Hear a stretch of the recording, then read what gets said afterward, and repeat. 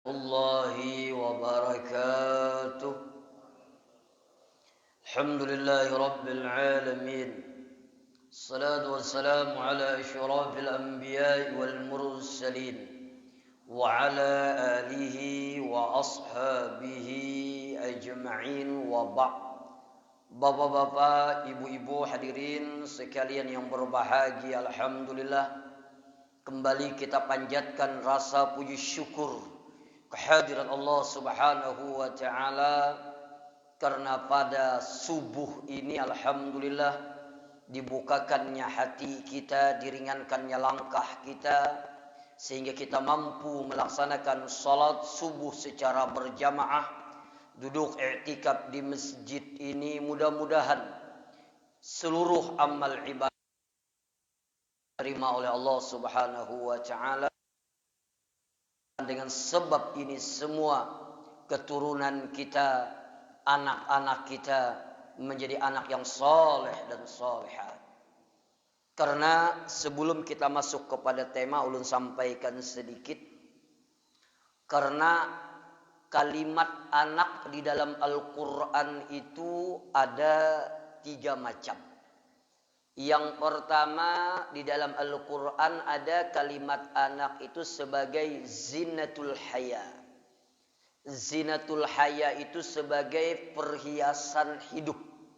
Bagaimana anak yang zinatul haya adalah anak yang dilahirkan dalam keadaan baik, sekolahnya baik, ranking terus, kuliahnya bagus, selesai kuliah bekerja, jadi penguasa, hartanya banyak, kaya raya. Ini namanya anak zinatul haya, perhiasan hidup namanya dalam Al-Quran. Yang kedua, ada juga kalimatnya menjadi fitnah. Apa anak yang menjadi fitnah? Adalah anak yang perilakunya, perbuatannya, sikapnya sering menyakiti hati kedua orang tuanya. Hatinya orang tuanya bagus, namanya di masyarakat dirusak oleh anaknya. Orang tuanya berusaha dari nol sampai sukses memiliki, habis dihancurkan oleh anaknya. Sakit-sakitan, bahkan meninggal dunia karena perilaku anaknya. Itu namanya anak menjadi fitnah. Yang ketiga dalam Al-Quran yang ulun sampaikan sekilas minggu kemarin, anak itu ada juga yang qurratul a'yun. Qurratul a'yun itu bagaimana? Anak itu tidak terlalu cerdas, biasa-biasa saja. Kada tapi pintar. Kayak abahnya juga.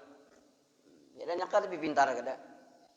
Bila jadi rankingnya itu sesuai dengan jumlah kawannya di sekolah. Bila kawannya 30, alhamdulillah ranking 30. Bila kawannya 20, alhamdulillah ranking 20. Pernah 10 besar, kawannya 10-annya di sekolahan. Jadi kata pintar, kata biasa-biasa saja. Tapi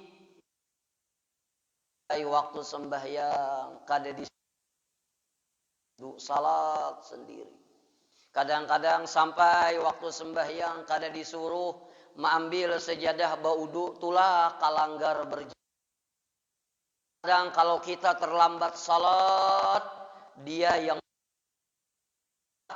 pian sudah sembahyang kah belum kah? Bah, pian kada berjamaah ke masjid kah? Bah, pian kada sembahyang kalanggar kah? Ini namanya anak qurratul a'yun. Itulah yang ulun sampaikan minggu kemarin di dalam kitab tafsir At-Tabari, Imam At-Tabari, jumlahnya 3. Diceritakan ada seseorang yang kuburnya terang menerang, seluas mata memandang, kuburnya begitu bercahaya. Lalu dia bertanya kepada malaikat, kenapa kuburku terang menerang? Kenapa kuburku bercahaya? Maka dijawab oleh malaikat, bistighfari walidika, karena doanya, karena anak-anak engkau kepada engkau, maka kubur engkau dilapangkan oleh Allah Subhanahu wa taala.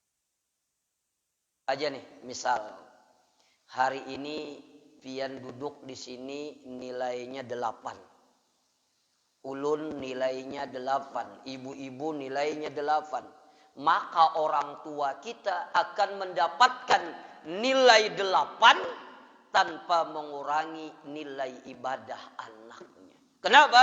Bistighfari walidika, karena doanya, karena istighfarnya anak-anaknya kepada orang tuanya. Jadi kalau contohnya nilainya 8. Cuma kada kita tinggi 9. Karena ulun bapander. Masa sama? Ulun kada kau ngantuk, pian bisa ngantuk. Ya Allah. Jadi, oh ya ulun 9 nanti tinggi pada pian. Ya, pian 8, ulun 9. Maka nilai 9 ini yang akan sampai kepada Allah. Mudah-mudahan dengan sebab kita istiqamah hadir ke majelis ilmu setiap pagi. Mudah-mudahan anak kita semua menjadi anak quratul a'yun, menjadi kebanggaan kita semua insyaallah. Bapak Ibu hadirin sekalian yang berbahagia, kita sambung kajian malam hari ini tentang babul adab, ay hadza babul adab ma qila fil adab. Jadi pagi hari ini kita berbicara tentang adab, tentang akhlak, tentang budi pekerti. Qala Ibnul Mubarak rahimallahu ta'ala, nahnu ila qalilin minal adabi ahwaju minna ila kathirin minal ilmi. Berkata Imam Ibnu Mubarak rahimallahu ta'ala, kata beliau, kami sedikitnya memiliki adab itu lebih berharga banyaknya memiliki ilmu. Sedikit memiliki adab itu lebih kami perlukan, lebih kami hajatkan daripada banyaknya memiliki ilmu pengetahuan agama. Artinya apa? Hanya untuk apa ilmu begitu banyak? Untuk apa pengetahuan begitu banyak? Tidak memiliki adab dan tidak memiliki lebih hanya ilmunya sedikit, tapi akhlak dan adabnya luar biasa. Itu lebih utama daripada ilmu banyak, tapi tidak memiliki adab dan tidak memiliki akhlak. Itulah yang dikatakan al-adabu fauqal ilm. Adab itu, akhlak itu lebih tinggi daripada ilmu pengetahuan agama. Jangan tersinggung. Sealim apapun kita, setinggi apapun kita, sebanyak apapun ilmu yang kita miliki, sekaya apapun kita, setinggi apapun jabatan kita, memiliki akhlak, maka nilaiannya. Ini orang yang memiliki ilmu, ini orang yang alim, ini orang yang kaya, ini orang yang memiliki jabatan. Apalagi sebaliknya, alim tidak, sugih kada, pejabat kada, bungas kada berisi akhlak pulang. Nah itu jakanya wadai termasuk wadai dadar gulung. 2 kali sakit tak dadar untuk gulung-gulung. Maka orang yang memiliki ilmu saja tidak ada nilaiannya kalau dia tidak memiliki adab. Ulun sedikit bercerita ya. Ulun lupa kalau tidak salah ini Imam Abu Hanifah atau tidak. Ulun lupa sedikit bercerita ya. Jadi dulu ada seorang guru memiliki murid yang banyak, memiliki murid yang memiliki pengajian dan pengikutnya banyak sekali. Tapi dilihat oleh guru tersebut, tatkala beliau lewat, dilihat beliau di pengajian itu begitu banyak. Jadi murid sekaligus yang menjadi guru ini, dilihat Sidin dalam keadaan nyaman di dalam majelis. Jak kita wayah ini ber-AC, pakai apa? Pakai kipas angin. Tapi dilihatnya murid-muridnya dalam keadaan kepanasan. Jadi gurunya nyaman, muridnya panas. Akhirnya guru ini, guru daripada murid tadi, cara menegurnya Masya Allah. Yang banyak memiliki murid dan pengajian tadi, dia datangi kapan? Di tengah malam. Datang di tengah malam agar tidak dilihat oleh murid-murid yang lain. Oleh jamaah pengikut dia. Dia tengah malam mengetuk muridnya. Dia bilang Assalamualaikum, Waalaikumsalam. Lalu dia bilang apa? Mohon maaf, muridnya kaget karena gurunya datang tengah malam. Setelah datang tengah malam, lalu kata muridnya, kawadah ulun malam hari. Apa? Aku datang kawadah hikam nih tengah malam ini. Yang pertama, mohon maaf mengganggu. Yang kedua, aku kenapa kada datang di saat pengajian ikam banyak?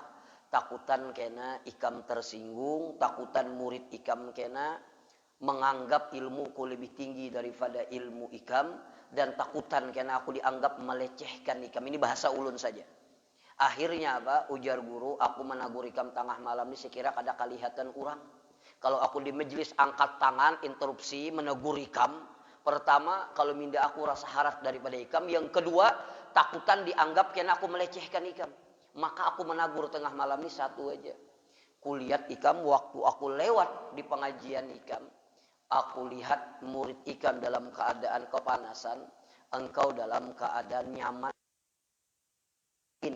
Maka aku minta lawan ikam. Tak naung semua. Bukan naung lawan panasnya. Itulah adab orang menegur orang yang salah, tidak di tengah orang banyak, tidak niat melecehkan kepada seseorang, tapi didatangi berduaan, padahal yang ditegur adalah muridnya. Kenapa? Karena itulah adab orang. Kita ini kadang-kadang menegur orang di Facebook. Facebook tuh sedunia membaca. Kadang-kadang menagur orang, mohon maaf, di YouTube, dibalas dengan YouTube. Tidak, itu tidak memiliki akhlak dan adab yang mulia. Kembali kepada pembicaraan kita. Jadi, al-adabu fauqal ilm. Adab itu lebih tinggi daripada ilmu pengetahuan agama. Maka di dalam kitab ini, adab itu terbagi ada 4 macam. Yang pertama, ada namanya al-adabu ma'allah. Yang pertama ada namanya adab dengan Allah. Adab dengan Allah ada 2 macam. Yang pertama adalah husnul zanbi. Yang kedua adalah wasiqatun biwa'dih. Yang kedua adalah adab kepada Rasulullah SAW. Dan yang ketiga adalah adab dengan gurunya. Dan yang keempat adalah adab dengan ma'al ikhwan, beserta teman-temannya. Jadi ada 4 adab. Adab kepada Allah, adab kepada Rasulullah, adab kepada guru-guru kita, dan adab kepada teman-teman kita. Kita masuk yang pertama dulu, al-adabu ma'allahi, yaitu adab kepada Allah. Bagaimana adab kepada Allah? Yang pertama, al-mubadaratul imtisaru awamirillahi wa adamul i'tiradi ilaih. Pertama, adab kepada Allah adalah bersegera menjunjung tinggi apa yang diperintahkan oleh Allah dan tiada memalingi perintah Allah. Ini namanya adab kepada Allah. Bersegera melaksanakan perintah Allah dan tidak memalingi atau tidak mengiktirad tentang perintah Allah. Sudahkah kita bersegera terhadap perintah Allah? Kalau kita sudah bersegera terhadap perintah Allah, berarti kita memiliki adab kepada Allah. Kada usah ngalih-ngalih. Perintah Allah yang tiap hari kita lakukan apa? Perintah Allah yang tiap hari kita lakukan apa? Lima waktu. Subuh, Zuhur, Maghrib, Isya. Pertanyaannya sekarang, sudahkah kita bersegera melaksanakan perintah Allah? Apabila mendengar orang azan, apakah kita bergegas untuk melaksanakan perintah Allah? Apabila mendengar panggilan Allah lewat azan, apakah kita bergegas melaksanakan perintah Allah? Nanti saja, kaina haja, sebentar. Kalau kita bersegera melaksanakan salat perintah Allah, kita memauquta waktu yang sudah maka kita sudah bersegera. Makanya sering ulun sampaikan, konsep agama itu gampang. Iyyaka na'budu wa iyyaka nasta'in. Iyyaka na'budu wa iyyaka nasta'in. Menyembah dulu dong dengan benar. Salat dulu dong dengan benar. Ibadah dulu dong dengan benar. Dekati Allah dulu dong dengan benar. Maka pertolongan Allah pasti akan datang. Ini janji Allah. Pertanyaannya sekarang, sering ulun sampaikan, kita ini kadang-kadang aneh. Anehnya hendak sugih, hendak murah rejeki, hendak anak soleh dan solehat, hendak naik haji, hendak rumah kayak orang jua, hendak mobil kayak orang saja. Mohon maaf, kadang-kadang kemauan kita begitu banyak, hendak A, hendak B, hendak C, hendak D. Pertanyaannya sekarang, pernahkah kita memperbaiki ibadah kita kepada Allah?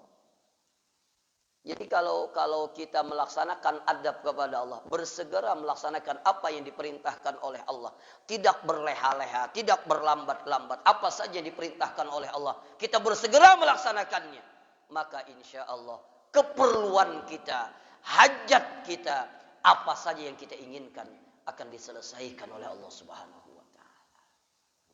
Ya tadi kita ini aneh, hendak A, hendak B, hendak C, sampai yang subuh melayur, sembahyang Zuhur intil parak asar, sembahyang asar intil parak maghrib, intil semuaan.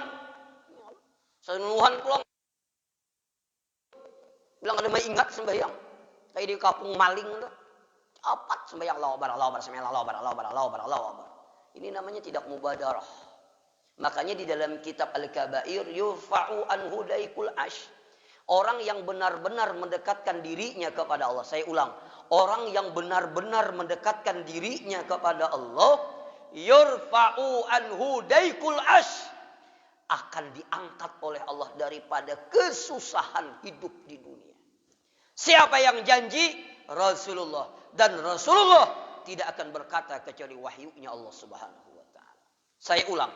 Kalau orang benar-benar beribadahnya kepada Allah, mendekatkan dirinya kepada Allah, yurfa'u anhu daikul ash, akan diangkat oleh Allah daripada kesusahan hidup di dunia. Boleh jadi rezekinya dilancarkan oleh Allah. Yang terpenting hatinya ditenangkan oleh Allah. Kelihatannya rumahnya biasa aja, gawiannya biasa-biasa saja. Kadang-kadang mencari sehari, habis sehari, esok mencari pulang. Tapi diberikan Allah ketenangan, kebahagiaan batin, kesejukan, tidak keluh kesah, tidak galau dalam hatinya. Kenapa? Karena dia ibadahnya benar kepada Allah Subhanahu wa taala. Ini sambat toko di mana-mana tapi hidup kada tenang. Mohon maaf. Kada tenang. Karena jadi adab yang pertama, bersegera melaksanakan perintah Allah. Yang kedua, ini yang penting sekali adalah husnuzan bih, sangka baik kepada Allah. Sangka baik kepada Allah ini yang pertama adalah membuang kegelisahan dan ketidaktenangan dalam hati kita. Contoh, ini contoh saja. Mohon maaf, mudahan jangan terjadi. Ini contoh saja. Seseorang ke dokter. Sampai ke dokter, lalu ujar dokter, mohon maaf ibu, belum sampaikan. Ujar ibu, ada apa Pak dokter? Kada apa-apa, ini terpaksa ulun sampaikan, tapi pian jangan takajud. Jadi jar ibunya, ada apa? Pian ini menurut diagnosa dokter, menurut medis, pian ini kena kanker, misal stadium 3, kanker payudara atau kanker rahim atau kanker apa saja, bahaya mematikan. Kalau orang sangka baik kepada Allah, insya Allah dia bisa mengembalikan. Apa mengembalikan? Kena penyakit kanker memang menyakitkan, menggelisahkan. Karena gelisah itu wajar, sifat manusiawi. Tapi kalau dia sangka baik kepada Allah, apa sangka baiknya kepada Allah? Ya Allah, mungkin sudah engkau takdirkan hamba penyakit kanker. Tapi mudah-mudahan ya Allah, dengan sebab penyakit kanker kita sabar, dan dengan sebab hambamu bisa bersabar, mudah-mudahan bisa menghapus dosa dan kesalahan hambamu. Dan seandainya hambamu ditakdirkan oleh engkau ya Allah meninggal dunia dengan sebab penyakit kanker ini, mudah-mudahan dengan sebab hamba keadaan husnul khatimah. Bah, tenang hidup tuh, tenang benar. Kada gelisah hidup. Coba mun kada sangka baik dia, bisa stres mendengar. Ya Allah, tak urihin kada kau lagi itu. Gelisah. Kenapa? Kada sangka baik dengan Allah. Kalau apapun yang diinginkan Allah kepada kita, illal khair, kecuali kebaikan bagi. Mohon maaf. Ini realita yang ada nih. Nih, realita kita sekarang ini. Usaha kita apa sekarang? Yang kada imbasnya, alhamdulillah. Berjualan. Usaha misal, lalu hari ini benar. Bisa bangun. Sunyi. Apa sangka kamu ini aku pada Allah. Mungkin dengan aku sunyi, Allah memberikan kesempatan kepadaku untuk sempat membaca Al-Quran, untuk sempat berzikir, majelis ilmu, untuk sempat salat berjamaah. Sangka baik kepada Allah, apapun yang diberikan oleh Allah. Nah, nyaman hidup tuh, selalu sangka baik. Bilanya sangka jahat kepada Allah, lalu timbul perkataan lima wa kaifa. Kalau sunyi benar berjualan, aduh ya Allah. Nah, itu namanya lima wa kaifa. Celaka orang yang demikian. Mulai berdoa hendak sugih aja. Nah, sampai wahini alhamdulillah kada jua sugih-sugih. Makin tua makin banyak hutang. Makin tua makin susah hidup, sangka baik kepada Allah. Mungkin Allah sayang lawan aku. Mudah-mudahan dengan rezeki yang pas-pasan ini, kehidupan yang pas-pasan ini, aku bisa beribadah dengan Allah, aku dekat dengan Allah. Kalau aku sugih, kalau minda sugih, karena kalau minda kada ingat lawan Allah. Kalau minda sugih, karena kalau minda sombong, yang susah aja gini minda sombong, apalagi mun sugih. Sangka baik kepada Allah. Mudah-mudahan dengan rezeki yang pas-pasan ini, membuat aku dekat dengan Allah Subhanahu wa taala. Ya Allah. Karena Allah itu maha kuasa benar menjadikan kita sugih ini nyaman benar Tuhan. Cuma Allah tahu yang terbaik bagi kita, ujar Tuhan. Yang tapi sugih ini kan kadang sembahyang talambat. Yang tapi sugih ini kan kadang-kadang sembahyang dilalayakan. Yang tapi sugih ini kan jarang sembahyang berjamaah. Apalagi sugih ujar Tuhan. Kadusa gini kamu sugih, biar sehat aja sudah. Kadusa gini kamu sugih, biar diberikan kelapangan aja sudah. Dengan kesehatan, dengan kelapangan itu engkau dekat dengan aku, itu lebih kucintai kepada Allah daripada engkau kaya raya tapi engkau jauh daripada aku, kata Allah. Jadi yang diberikan oleh Allah itu yang terbaik sudah. Ulun contohkan kayak ini, sekira pian paham. Ini misalnya ulun ini misal sugih misal. Ya Allah. Amin toh. Ya, maminakan usah sugih ya oler. Pian barang nah, misalnya pian sugih. Misalnya pian sugih. Mbah pian diaminakan bahwa ulun kada. Nah, ini misalnya nih ulun sugih misalnya nih. Mohon maaf. Nih, lalu anak ulun nih kebetulan penyakit batukan. Tahu pian batukan tuh lah. Tahu kada batukan dah. Batukan tuh bang. Batuk aja. Lalu anak ulun nih betagih lawan ulun. Abi, tukarakan ulun gula batu biay. Pertanyaannya, tolong dijawab. Bilang dijawab ampihan. Ngur-guring ha. Pertanyaannya, bila ulun sayang lawan anak ulun dan ulun mampu menukarakan gula batu, jangankan sabigi sapak ulun menukarakan, jangankan sapak sakontainer ulun mampu menukarakan. Tapi anak ulun ini waktu itu penyakit batukan, batuknya mengikil kada baampihan. Lalu suatu saat anak ulun betagih lawan ulun, bah, tukarakan bang ulun gula batu.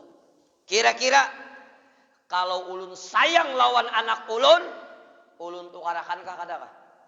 Ulun tukarakan kah kada kah? Kada.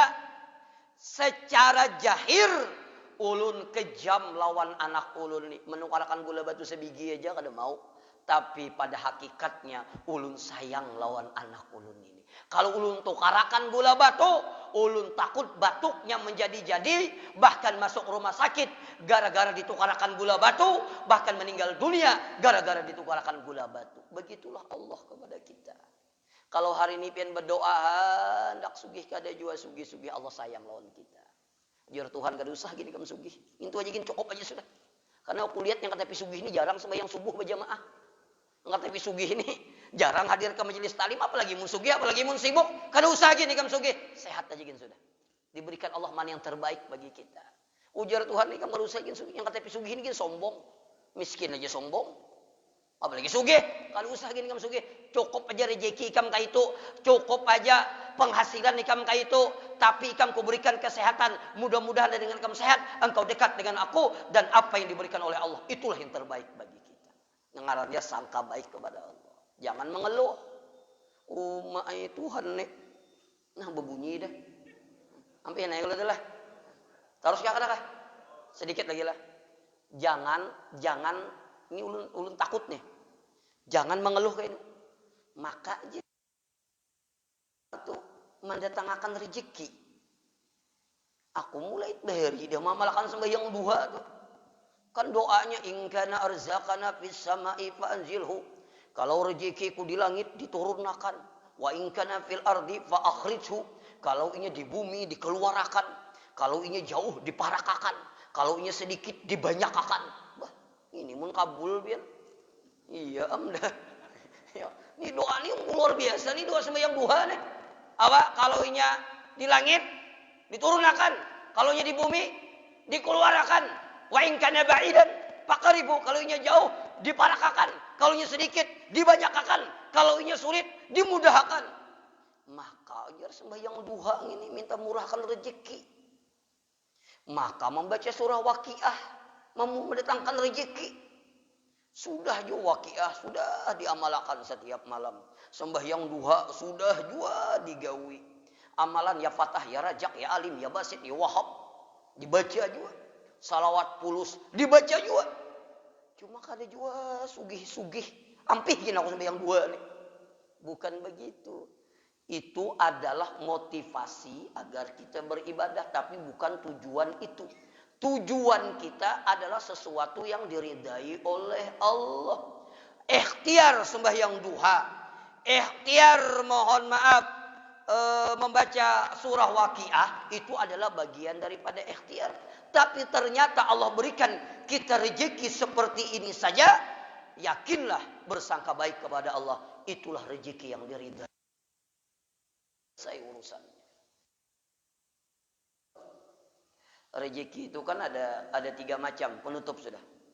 Rezeki itu kan ada 3 macam. Ada berapa macam? Ada berapa macam? Ada 3 macam. Ada rezeki itu mohon maaf yang kayak batu. Batu itu kada kemana-mananya. Di situ aja nah rezekinya. Itu biasanya ulama-ulama dulu kada begawi rezekinya datang seorangan. Ini kada sedih turut lah. Yang kedua ada juga rezeki itu kayak air mengalir aja. Rezeki itu kada usah banyak, Pak. Yang penting rutin. Kada usah banyak, yang penting rutin setiap hari. Ya misalnya sehari bersih 5 juta aja. Mahayal aja dia mah. Mahayal aja ribut. Kada rutin. Ada juga yang ketiga rezeki kayak burung. Rezeki kayak burung tuh bila bilanya keluar mulai sarangnya kada bebawaan, lihat aja. Tapi bila inya bulik 9,9%, insya Allah bebawaan.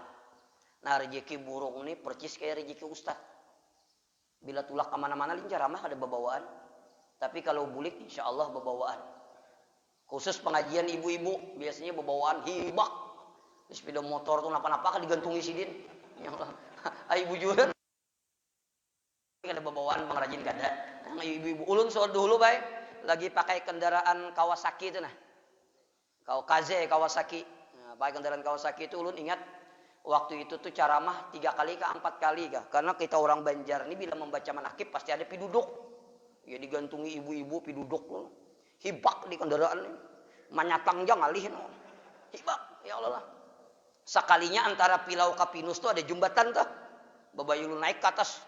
Tegup, jar bunyi gugur. Sekali ulun jinguk ke belakang, beras tahambur. Baras uyah gula habang. Ambilkah kadakah? Ambilkah kadakah? Hendak diambil di tengah jalan. Kada diambil mubajir. Ajulun biar jigin pinggirakan sepeda motor. Sorban andak, helm tutup. Sekira orang kada pinandu. Babaya hanyar memilihi satu mat ada yang marawa sudah. Maaf pian guru aja. Nah, makanya buai bila membari ustad di hari di kantongannya dikandali pula. Kalau minta bungkas gitu. Kembali kepada pembicaraan kita. Jadi adab kepada Allah. Yang pertama bersegera melaksanakan perintah Allah. Yang kedua apapun yang diberikan oleh Allah itulah yang terbaik bagi kita. Jangan keluh kesah apalagi apa yang diberikan oleh Allah. Lalu yang kedua adab kepada Allah, percaya dengan janji-janji Allah. Selanjutnya adab kepada Rasulullah, adab kepada guru kita, dan adab kepada teman kita. Insya Allah kita lanjutkan minggu yang akan datang. Mudah-mudahan kita semua sehat, dipanjangkan umur, meninggal dunia dalam keadaan husnul khotimah. Kita sama-sama membaca doa haul jamak untuk Jamal bin Mahmud, Udat bin Abdullah, Buhri bin Liman, Aisyah bin Latu, dan kepada seluruh orang tua kita yang telah mendahului kita, keluarga kita, mama Rina kita. Kita doakan mudah-mudahan kuburnya dilapangkan oleh Allah Subhanahu wa taala. Nabi Muhammad Rasulullah sallallahu alaihi wasallam khususan ila Jamal bin Mahmud, Udat bin Abdullah, Buhri bin Liman, Aisyah bin Latu wa ila Al-Fatihah. A'udzu billahi minasyaitonir rajim. Bismillahirrahmanirrahim. Alhamdulillahirabbil alamin, arrahmanir rahim, maliki yaumiddin. Iyyaka na'budu wa iyyaka nasta'in. Ihdinas siratal mustaqim. Siratal ladzina